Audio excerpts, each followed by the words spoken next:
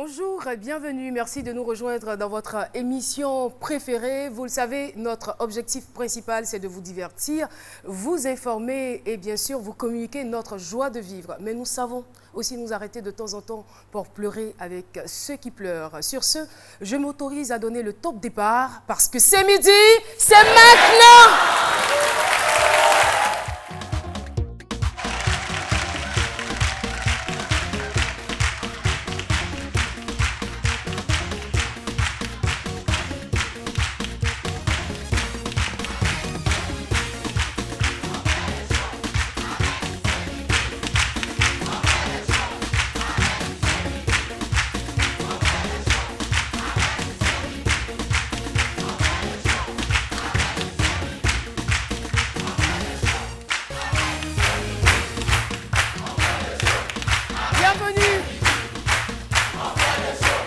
Nous sommes heureux de vous retrouver, chers téléspectateurs. Malgré la douleur, malgré les épreuves, nous sommes encore là aujourd'hui. Nous souhaitons un bon début de semaine et je veux qu'on puisse saluer avant qu'il ne se rassoie le public de ces midis de ce jour. Merci en tout cas de votre présence. Vous êtes venus nombreux, vous êtes venus nous soutenir, vous êtes venus nous dire que vous êtes avec nous dans la douleur, dans la joie. À tous les moments, on peut compter sur vous. Merci encore de votre présence dans ce studio. Et oui, la Côte d'Ivoire pleure. La Côte d'Ivoire est en deuil. Le monde musical est triste en ce moment. Parce que nous venons de perdre encore une fois un digne fils de ce pays, un messager de la paix, un représentant de la réconciliation, un ambassadeur de la réconciliation. Vous l'avez deviné, la nouvelle est tombée hier soir. Dikael Yadé, le concepteur du Va-Va, s'en est allé, il est parti et nous sommes tristes, nous présentons nos condoléances les plus attristées à toute la famille, à sa famille musicale, à sa famille artistique, à sa famille biologique. C'est une perte pour la Côte d'Ivoire et nous pleurons avec elle. Nous pleurons avec sa famille et souvenir, on regarde ensemble ces images.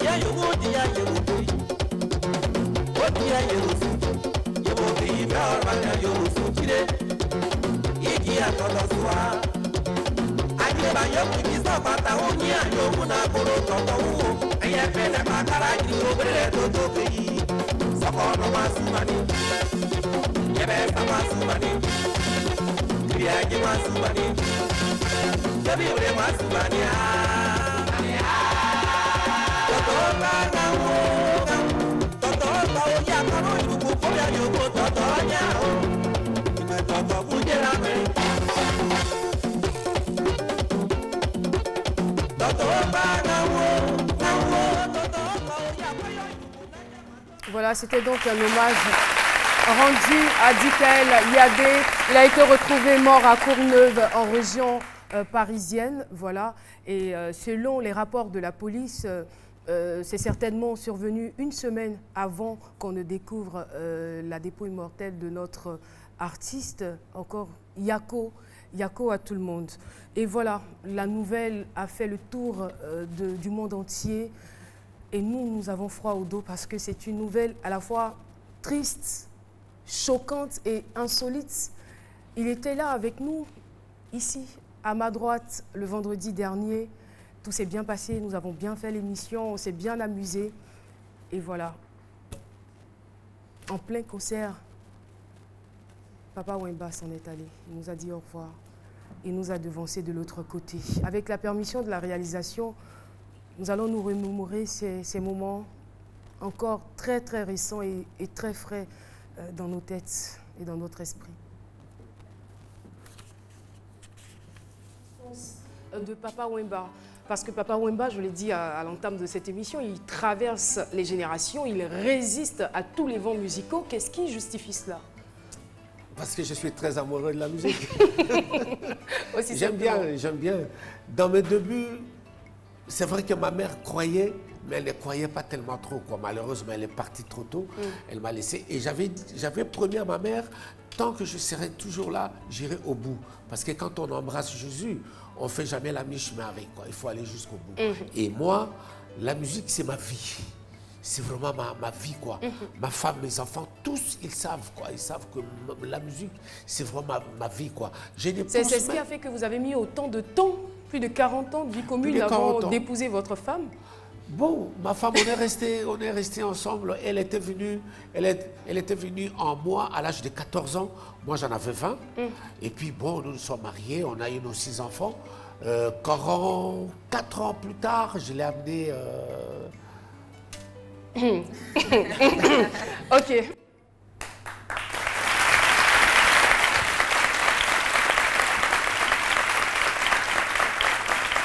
Quel choc. Nessie, tu veux dire quelque chose? Comme le disent les Anglais, je suis just speechless, quoi. J'ai pas de mots. Mais c'est vraiment choquant. Il n'y avait aucun signe de maladie. Aucun signe apparent, je veux dire. C'est juste dramatique. Et ça nous interpelle tous, hein. Oui. On est tous de passage sur cette terre. Franchement. On est tous de passage. Et encore une fois, la mort de Papa Wemba, de Dikel Yadé vient nous rappeler que nous ne sommes pas les garants de notre vie. Ce n'est pas nous qui décidons de vivre ou de ne pas vivre. Le pouvoir émane de quelqu'un d'autre. Autant bien vivre, autant profiter de cette vie qui nous est octroyée, vraiment, quoi. Vraiment, tu l'as dit. Rappeler que chacun de nous est appelé à partir un jour. C'est clair. Ce qu'on ne sait pas, c'est quand on et ne sait comment. Ni l'heure, voilà, ni le jour. Comment. Et donc, Papa Wemba, selon... peut-être j'ai vu un élément sur RTI 1 où il disait que son souhait, c'est de partir sur scène. Donc, je pense qu'il a ce vœu-là qui a été réalisé. Je me demande s'il le pensait vraiment. Bon, il a dit clairement, il dit, bon, mon souhait, c'est d'aller jouer sur scène. Bon, ce vœu a été réalisé. Quand on lui a demandé quand est-ce qu'il arrêterait de chanter, quand est-ce qu'il prendrait sa retraite musicale, il a dit quand il n'aurait plus le souffle de vie, et il souhaiterait que ça se passe sur une scène musicale. Et voilà, ça a été fait. Voilà. Condoléances à toute sa famille. C'est pas évident. C'est pas évident. Papa part de la maison. Oui, je vais en concert en Côte d'Ivoire et malheureusement, c'est ici que ça s'est passé. Bon, nous, on ne maîtrise pas ces choses. Dieu est souverain. Et puis, on veut aussi saluer les différentes familles de ces personnes. Je suis sûre que vous avez certainement appris la nouvelle la semaine dernière. Albertine Nguesson, la semaine dernière, donc actrice de cinéma qui s'en est aussi allée. On a certainement des images d'Albertine Nguesson. Voilà, les images viendront dans quelques instants. Et il y a aussi pensé à l'endroit de la famille de Coucugnon, Jean-Claude, ancien percussionniste à la RTI. Ça fait vraiment, vraiment beaucoup de morts. Voilà. Et avec votre permission, nous allons continuer cette émission. On ne va pas faire des funérailles, hein, franchement. Ça fait partie de la vie. La mort fait partie de la vie. C'est vrai que chaque fois qu'un être s'en va, c'est lourd à supporter, c'est difficile, on pleure. Mais en même temps, il faut pouvoir vivre. Et pour cela, on a aujourd'hui un thème, ma vie de galère après l'orphelinat. Eh bien, la galère aussi fait partie de la vie. Et cela n'enlève rien, n'entache pas du tout la beauté de cette vie que nous avons. C'est une grâce que nous soyons en vie. Philo, je te laisse décortiquer ce thème, ma vie de galère après l'orphelinat.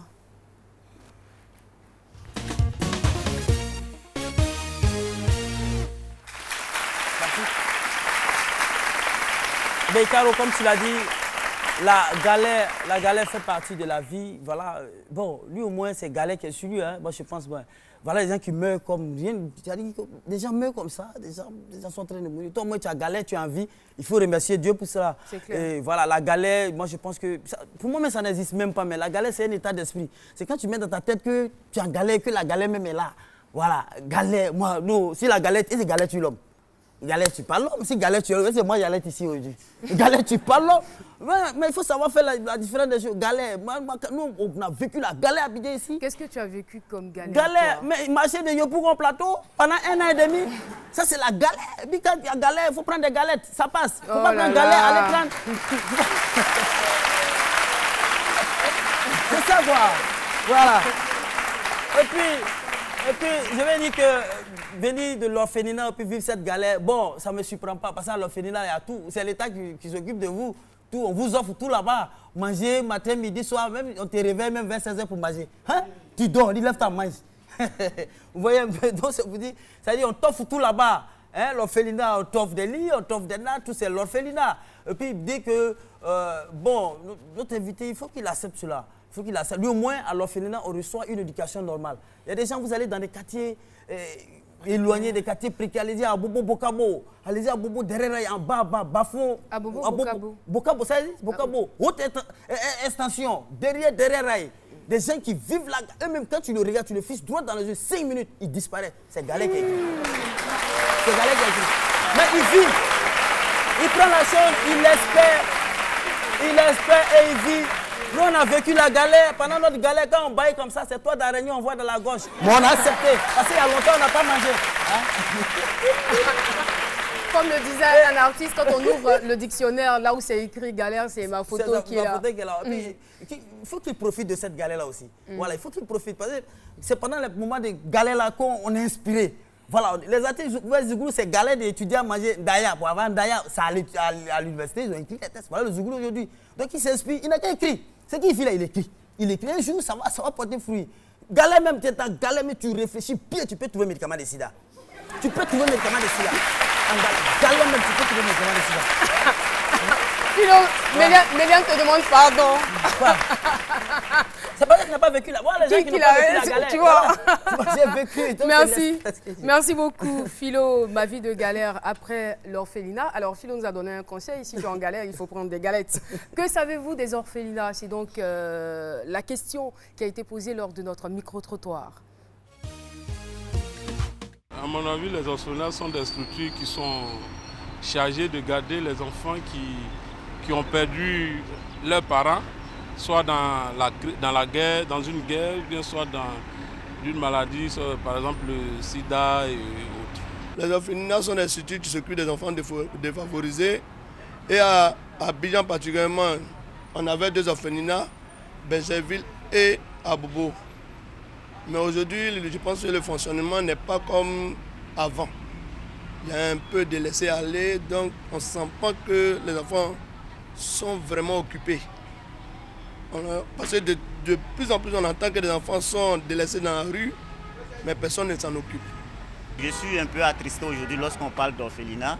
Je sais très bien que dans le temps, c'était vraiment quelque chose de connu de tous et les orphelinats ont vraiment œuvré pour ce pays-là. Parce que, on peut le dire, hein, il y a des cadres aujourd'hui qui sont passés par là. Malheureusement, depuis quelques années, nous sommes vraiment attristés. On constate que ces structures-là sont en train de disparaître. L'orphelinat, c'est un lieu où on recueille les enfants qui n'ont plus ni papa ni maman et qui sont délaissés parce qu'aucune autre personne de la famille ne s'en occupe. Donc ces enfants-là, s'ils ont la chance, ils sont récupérés pour aller dans ce qu'on appelle un orphelinat. Voilà ma vie de galère après l'orphelinat.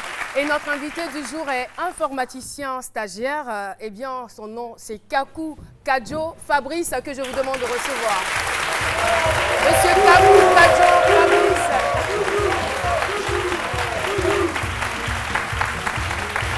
Apparemment, il s'est fait accompagner. Je me trompe? Effectivement. Et qu'est-ce qu'ils disaient, vos amis? Orphelinat, Mamboué, Mamboué, Mamboué. Voilà, merci beaucoup. Merci d'être là. Alors, Bienvenue sur notre plateau. Merci. Apparemment, vous vous sentez déjà bien, vous vous sentez bien entouré, bien soutenu. Effectivement. Alors, vous entrez à l'orphelinat de Bingerville à l'âge de 7 ans. Moi, ce que je veux savoir, est-ce que vous étiez orphelin à cet âge-là? Oui, effectivement, j'ai été orphelin. J'ai été orphelin depuis l'âge de 4 ans. Voilà, mon père, je ne l'ai pas connu pratiquement. Donc, orphelin de père de père, et de mère, oui, ou oui. de père? Orphelin de père. Ma mère, elle vit. Je suis orphelin de père. D'accord. Donc, après tout ce temps, vous vivez où? J'ai été recueilli par un oncle, vu que ma mère n'avait pas de moyens pour me scolariser. Donc, il y a un oncle qui m'a fait qui a fait le plaisir de me recueillir chez lui. C'est lui qui a eu l'idée de m'envoyer à l'orphelinat. Mais n'allez pas trop vite en besogne. Je veux savoir, Okay. La décision est partie de qui? La décision de me décision, recueillir. elle est venue de qui? C'est-à-dire, est-ce que c'est votre maman qui a proposé que votre oncle vous récupère, ou si c'est lui-même qui a décidé de vous envoyer ici à Abidjan parce que vous étiez à Bongouanou? Vous ne l'avez pas dit? Oui, oui, oui. Je crois que la décision est venue de l'oncle et ma mère ne s'était pas opposée. C'est lui qui a décidé de me prendre pour venir à Abidjan. Vu que je suis le fils unique de mon père, il fallait que je parte moins à l'école. D'accord. Donc c'est là qui m'a fait venir à Abidjan. Donc c'est comme ça que vous venez à Abidjan. Et comment est-ce que vous entrez à l'orphelinat? Quelles sont les raisons qui le poussent à cette époque-là à vous envoyer à l'orphelinat? Ok, à mon arrivée à Abidjan, j'ai fait la classe de CP1 et de CP2. Donc c'est en classe de CE1 que je suis parti à l'orphelinat. Donc je me dis que peut-être que plus j'avançais, les charges commençaient à devenir lourdes. Donc l'oncle en question n'avait certainement pas l'occasion d'assurer la scolarité jusqu'à ce que je finisse. Mais là, c'est une analyse que vous faites bien plus tard, parce qu'étant enfant, voilà. Vous changez de cadre. Je ne sais pas, peut-être que vous vous posez des questions, mais l'environnement dans lequel vous atterrissez, comment est-ce que vous le trouvez? À l'orphelinat? Oui. Il faut dire que j'ai adoré, ça m'a beaucoup plu, parce que quand je suis parti... Les débuts n'étaient pas difficiles? Le fait de quitter quand même la cellule familiale, de se retrouver dans un autre environnement? Le premier jour quand tu accompagnes à l'orphelinat, à vrai dire, c'est des larmes. Hein. Parce que c'est vrai qu'à la maison, c'est un peu bizarre, mais quand tu viens et puis on doit te laisser partir et puis tu ne sais pas quand est-ce que tu vas sortir, c'est forcément des pleurs. C'est normal. C'est forcément des pleurs. Mais tout de suite, les minutes qui ont suivi, j'ai des amis qui sont derrière là, qui m'ont approché. Ah, il est nouveau, il est nouveau. Donc bon, on a commencé à jouer au billes en même temps. Donc c'est passé. Et quelle était donc la différence? C'est vrai que vous avez réussi apparemment, hein, parce que vous avez parlé de minutes, à vous adapter très très vite. C'était quoi la différence entre la maison et l'orphelinat? La différence, il y a d'abord l'ambiance, voilà, les amis. À l'orphelinat, l'ambiance est différente de la maison. Parce que vous êtes avec des gens que vous voyez tous les jours, c'est pratiquement une grande famille. Il y a plus de personnes, il y a plus de frères, voilà, et de mères. Et puis bon, la nourriture aussi, les conditions dans lesquelles on vit, ça change. À la maison, moi dans mon cas, je dormais sur une natte. Que je suis entré à l'orphelinat, j'avais mon lit, le numéro 52. Voilà. Le lit numéro 52. Ah, c'était plus confortable. Hein? Voilà, un lit bien avec un matelas bien épais. Les draps, il y avait 2 draps, il y avait un coussin. Je ne connaissais même pas tout ça quand j'étais à la maison. Donc, et puis, on parlait de goûter, c'est là que j'ai connu goûter. À 16 h, comme on vient t'appeler, on vous sortez de l'école pour la récréation, vous faites un rang, on vous donne des biscuits, des pommes, des jus. Ah, c'est intéressant. À la maison, il n'y a pas ça. Voilà. Oui. J'aimerais avoir la réaction de votre mère quand elle a su que vous étiez à l'orphelinat. Faut dire que ma maman, comme elle n'est pas à Abidjan, elle n'était même pas informée que j'étais à l'orphelinat. C'est quand je suis parti en vacances. La même année? Non, 2 ans après. Parce que la même année, je suis pas descendu. C'est 2 ans après que je suis parti en vacances. Et quand je suis arrivé vers 20 h. Bon, on n'a pas eu à trop causer, j'ai dormi. Et le lendemain que je me suis lavé, je me suis mis dans ma tenue d'orphelinat avec le nom griffé, Cadio Fabrice. Voilà. Elle a dit, ah, que là-bas, là, on écrit vos noms sur votre truc. J'ai dit oui, que c'est une nouvelle école, que j'ai commencé à décrire. Et puis elle a vu un peu le changement, un peu, tu brilles un peu par rapport à quand elle venait te voir à la maison. Voilà, donc du coup, elle a accepté. Vous paraissiez beaucoup plus propre, voilà, plus épanoui, plus heureux. Voilà, tranquille. Elle était vraiment contente de voir que j'étais heureux d'être là-bas. Et de temps en temps, vous veniez quand même à la maison voir tonton pendant que vous étiez à l'orphelinat? Oui, oui. Pendant les congés? Les congés, effectivement. Ça vous plaisait? Venir à la maison, ou vraiment... c'était avec un pincement au cœur que vous quittiez? Je voulais vraiment pas sortir. Hein, pourquoi? Parce que à la maison, quand je pense que je dois venir, et puis souvent les matins, c'est dur, il n'y a pas à manger. Il n'y a pas de petit déjeuner. J'entends l'orphelinat à 6 h ici debout, je finis de faire mon ménage à 7 h, je suis au réfectoire. Souvent même là, il y a le pain, bon, tout ça. À la maison, il n'y a pas. À midi même, à peine, j'ai à manger, le repas, c'est vers 14 h, ça va cuire. Entends-nous, notre ventre là, c'est programmé.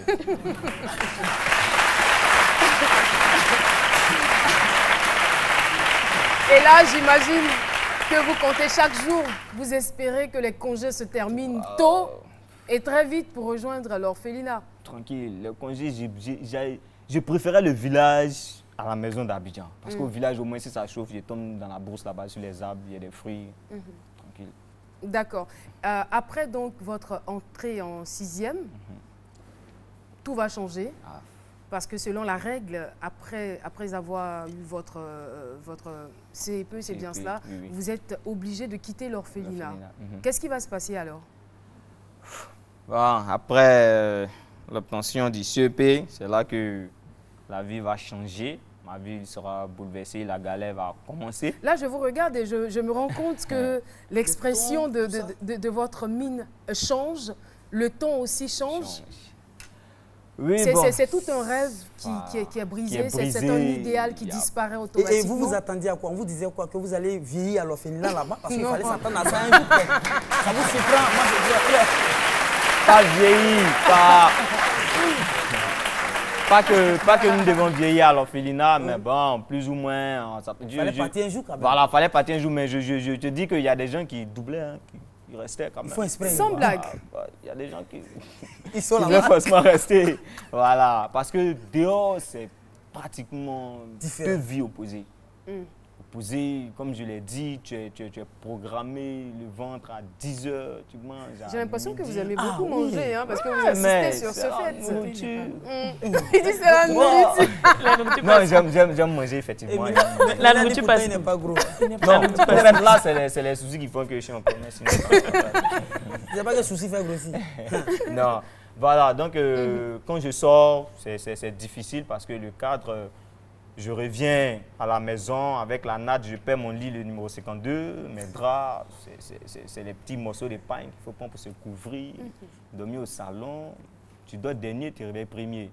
Voilà, non, mais c'est normal. Voilà. Donc, du coup, tout commence à changer. Il faut partir à l'école maintenant très loin, parce que j'habitais à Bobo, alors qu'à l'orphelinat, le dortoir, du dortoir au réfectoire, c'est à peine 15 pas. Et puis, du réfectoire à la classe, 2 minutes, j'y suis. Alors qu'en 6e, il faut quitter la maison à 4 h du matin pour avoir le premier bus. Venir à Cocody, prendre encore le premier bus qui passe sur Benjerville. Voilà, c'était difficile. C'était difficile. Mais là, en même temps, il y a un enseignement dedans. Hein. Je veux dire que, bon, tu étais plus jeune, tu n'étais qu'un gamin. Et la nature a été généreuse envers toi. Tu t'es retrouvé dans un bon cadre où tu n'avais pas d'effort à faire, tu avais tout. Et là, tu commences à grandir, on te dit, va connaître les vraies réalités du terrain. Et là, où est-ce que tu te retrouves? Là, je suis tellement à l'orphelinat que je passe du vouvoiement au tutoiement. Qu'est-ce qui va se passer donc en classe de 6e? Vous retournez chez l'oncle ou vous cherchez un tuteur? Je retourne d'abord chez l'oncle, vu que c'est lui qui est mon premier responsable ici à Abidjan, et c'est lui qui a pris l'engagement de m'envoyer à l'orphelinat, donc c'est lui qu'il faut contacter en cas de quelque chose. Donc c'est chez lui que je retourne. Voilà, je retourne, mais il faut dire que quand j'étais au CP2, il avait un enfant. Donc ça allait un peu, mais quand je retourne en classe de 6e, je retourne chez lui en 6e, il a fait un autre enfant. Donc ce dernier-là, si j'avais 100 francs, il aura 50 et moi il prend 50, donc ça devient encore plus difficile. Ça devient encore plus difficile puisque les charges s'alourdissent. Et qu'est-ce qu'il faisait lui, votre oncle? Il travaillait en tant que standardiste dans l'un des CHU de la place. D'accord.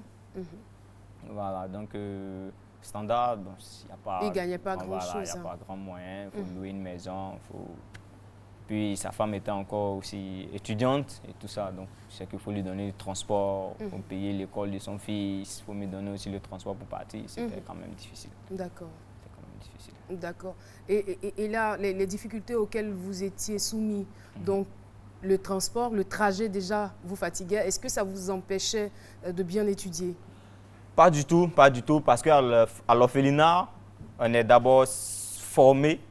On est beaucoup bosseurs. Très travailleurs. Voilà, travailleurs. Quand vous prenez les statistiques... Vous le confirmez? Premier, le tout Benjerville, au niveau des EEP ou bien, je sais pas, à l'école primaire, là, souvent même on faisait des concours. Au niveau des crocodiles, on était toujours premier. D'accord. Voilà. C'est intéressant. Et moi-même, ils peuvent confirmer, moi, de tout mon cursus scolaire à l'orphelinat, je ne suis jamais sorti des 3 premiers. Je ne suis jamais sorti des 3 premiers. J'étais toujours deuxième, troisième, premier, deuxième. Si je suis trop descendu, c'est troisième. Voilà. Donc, on travaillait. En 6e, malgré la distance, j'avais 12 comme moyenne. J'ai travaillé. Ce qui m'a beaucoup fatigué, c'est les classes d'examen. Parce qu'il faut rentrer à 21h, il faut bosser, il faut se réveiller à 4h. Donc, j'ai repris pratiquement toutes mes classes d'examen. Donc, quand vous arrivez en classe de 3e, il y a aussi un autre changement qui va s'opérer dans votre vie. Effectivement. Je vous écoute. Effectivement. La première année, j'ai fait la classe de 3e en 2 années. La première année, l'oncle a déménagé sur Gonzagueville. Donc, il fallait quitter Gonzagueville pour partir encore à Benjerville. Au lieu de 2 bus, ça devenait maintenant 3. Donc, le trajet devenait encore plus long. Et puis, vu que le trajet est long, le temps de l'école à la maison, on arrive à 22h, il faut réviser. Donc, ça me fatiguait beaucoup. Mes moyennes ont commencé à chuter. J'étais maintenant à 10 et tout ça. À l'examen, au résultat, je n'ai pas été admis. Je n'ai pas été admis. Je suis parti en vacances au village. J'étais découragé. Donc, j'ai fait 1 mois de plus. À la rentrée, j'ai fait 1 mois de plus que je suis revenu. Il s'agissait de m'inscrire. Bon, on a tourné. J'étais obligé de dire à l'oncle que j'ai été renvoyé, vu qu'on n'arrivait pas à prendre mes bulletins. Donc, je lui ai dit que j'ai été renvoyé et c'est là qu'il va se mettre en colère pour dire que l'école, c'est fini. L'école, c'est fini. Il ne peut pas payer l'école pour les autres et puis payer l'école aussi pour moi. Donc, c'est fini. C'est là que je vais prendre, je vais prendre mon courage à 2 mains. Je vais faire les pouces-pouces qu'on appelle au trot et autres. Voilà, donc, vous avez fait ça? Oui. Mais je peux voir vos muscles? Non, mais c'est parti maintenant. C'est parti. Quel autre des belles là? Oui, vrai autre là. Il mettait sable dedans. Souvent, à Port-Boué, comme c'est le sable, quand les gens qui veulent construire, le camion de sable ne peut pas passer dans le sable. Donc, ils déposent ça au bord de la route là-bas, sur le goudron. Donc, il faut transporter pour partir. Voilà, une benne de 10 roues, ça pouvait coûter 25 000 francs. On fait ça à 2. Et on travaillait le soir. Et c'est là que c'est cet argent-là que j'ai pris pour payer mon école. Une école qui coûtait 40 000 francs. Bravo. Scolarité. Bravo. D'accord. Oui. On y reviendra certainement. Quelques réactions Facebook, Méliane. Yoda Zerbino Ali nous dit « Frère, sache que le premier objectif de l'orphelinat... » La voix, c'est pas trop... Philo, tu peux la laisser lire, s'il te plaît. Voilà, c'est bon. C'est de t'éduquer et de te réinsérer dans la société afin que tu puisses affronter les difficultés qui en découlent. Ensuite, on a Jenna Nelly qui dit « Mon frère, ça ira, t'inquiète pas. Il est dit que la gloire de la 2e maison sera... » Philo, arrête. Nous voici, ça ira. On devient sérieux, Philo. La gloire de la 2e maison sera plus grande que la première. Donc, pour te dire que tu auras mieux après cette étape. D'accord. Merci beaucoup, Méliane. Donc là, vous arrivez quand même à assurer vous-même votre scolarité. Et qu'est-ce que vous faites plus tard? Comment est-ce que vous parvenez à être aujourd'hui informaticien, stagiaire voilà, je me suis nourri du fait que je suis seul, j'ai personne à qui faire recours. Donc, j'ai mangé la galette, j'ai pris la galette pour me forger. Des galettes ou la galère? Bon, comme tu l'as dit, quand tu vis la galette, il faut manger des galettes. Donc, c'est des galettes plutôt.